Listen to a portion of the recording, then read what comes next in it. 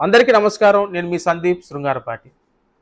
కూటమి ప్రభుత్వం అధికారంలోకి వచ్చిన తర్వాత మన రాష్ట్రమైనటువంటి ఆంధ్రప్రదేశ్లో మహిళలకు పూర్తిగా రక్షణ కరువైందని చెప్పాలి.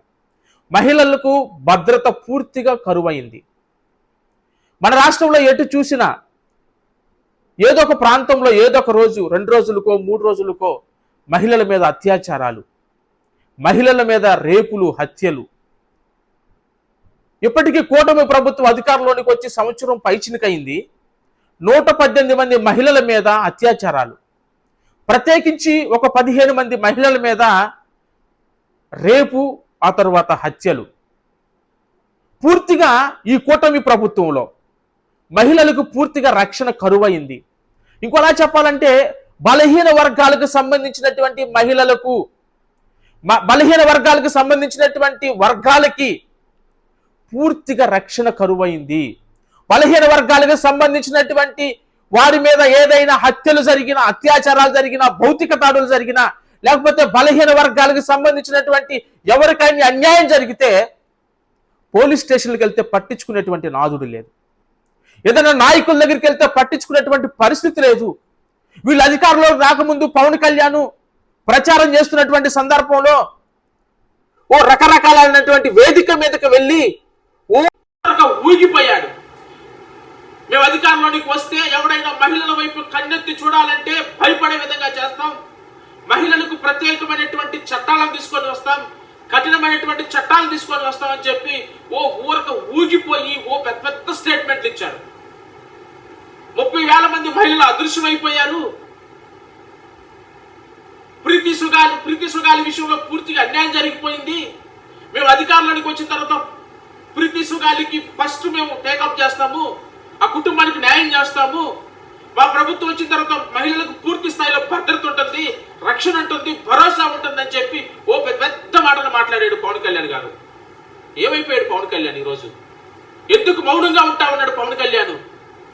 రాష్ట్రంలో అగత్యాలు జరుగుతుంటే, మహిళల మీద హత్యలు జరుగుతుంటే, దాడులు జరుగుతుంటే, బలహీన వర్గాల మీద దాడులు జరుగుతూ ఉంటే ఏమైపోయాడు పవన్ కళ్యాణ్ అడుగుతా ఉన్నాం. ఆయన అధికారంలోకి రాకముందు మహిళల గురించి అతను మాట్లాడిన మాటలు ఒకసారి విందాం. 14 ఏళ్ల బిడ్డని స్కూల్కి వెళ్తే 10 మందిని నాశనం చేస్తే దాన్ని పట్టించుకోడు ఎవడు. జగన్మోహన్ కి బొక్క పడితే, చిన్న గులకాయ పడితే రాష్ట్రం అంతా ఊగిపోద్ది. అంటే సుగాలి ప్రీతి 10 మంది కలిసి అత్యాచారం చేశారు, పట్టించుకోలేదని చెప్పి ఊరికే ఊగిపోయాడు.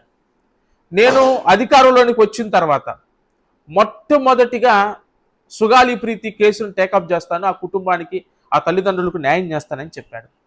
కానీ అసలు పవన్ కళ్యాణ్ అనేటువంటి వ్యక్తి పూర్తిగా అతను మాట్లాడిన మాటలు, అతను వేదికల మీద చెప్పినటువంటి విషయాలు ఎక్కడా కూడా ప్రస్తావించకపోవటం, వాటికి పరిష్కారం చూపకపోవటం, మహిళలకు భద్రత కల్పించకపోవటం, బలహీన వర్గాలకి రక్షణ కల్పించకపోవటం,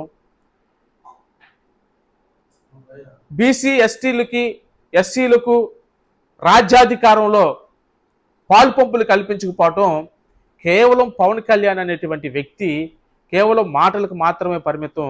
అతను చేష్టలకి మనిషి కాదు అనేటువంటిది స్పష్టంగా మనకు అర్థమవుతుంది. మరొక వీడియో నేను మీకు చూపిస్తాను. మీకు ఎవరు దాడి చేయకుండా కఠినమైన చట్టాలు పట్టుకొస్తాం, మిమ్మల్ని సంరక్షించే చట్టాలు పట్టుకొస్తాం.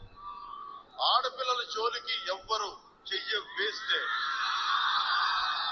ఆడబిడ్డల జోలికి ఇంట్లో నుంచి ఒక తల్లి ఆడబిడ్డల్ని రోడ్డు మీద పంపిస్తే క్షేమంగా ఏ మాత్రం మీ మన ప్రాణాలకు ఎలాంటి ఇబ్బంది కలిగినా కఠినమైన చట్టాలను పట్టుకొస్తాం.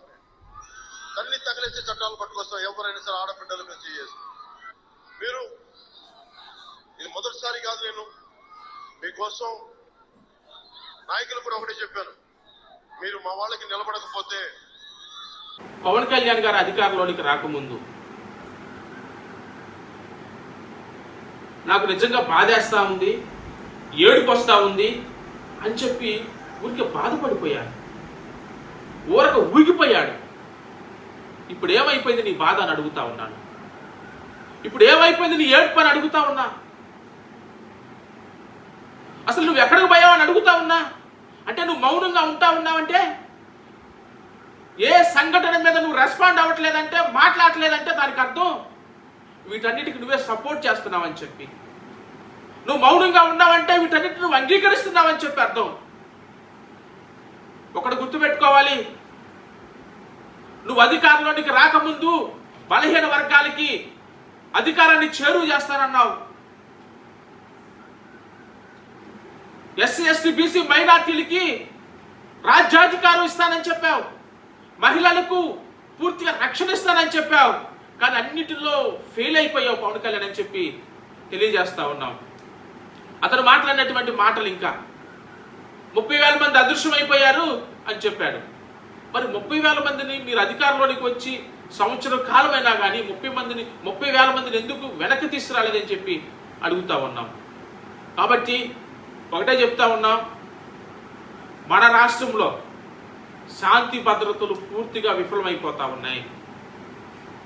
ఎవరైనా మాట్లాడితే వీటి మీద వాళ్ళ మీద అక్రమంగా కేసులు పెడతా ఉన్నారు, భౌతికంగా దాడులు చేస్తా ఉన్నారు, వాళ్ళని మానసికంగా టార్చర్ చేస్తా ఉన్నారు, వాళ్ళ కుటుంబాలు ఇబ్బంది పడే విధంగా, ఎవరైనా మాట్లాడితే వాళ్ళ కుటుంబాలు మానసికంగా ఇబ్బంది పడే విధంగా, ఆర్థికంగా ఇబ్బంది పడే విధంగా, నైతికంగా ఇబ్బంది పడే విధంగా ఈ ప్రభుత్వం చేయటం అనేది నిజంగా సిగ్గుసేటని చెప్పి అడుగుతా ఉన్నారు. మీరు పూర్తిగా మీ పాలన విధానం మారాలి, మీ అడ్మినిస్ట్రేషన్ మారాలి, హోందాతనంగా వ్యవహరించండి, పెద్దరికంగా ప్రవర్తించండి, లాండ్ ఆర్డర్ని గాడిలో పెట్టండి, రాష్ట్రాన్ని అభివృద్ధి దిశగా మీరు అడుగులు ముందుకేయాలని చెప్పి మనస్ఫూర్తిగా కోరుకుంటూ నేను మీ సందీప్ శృంగారపాటి.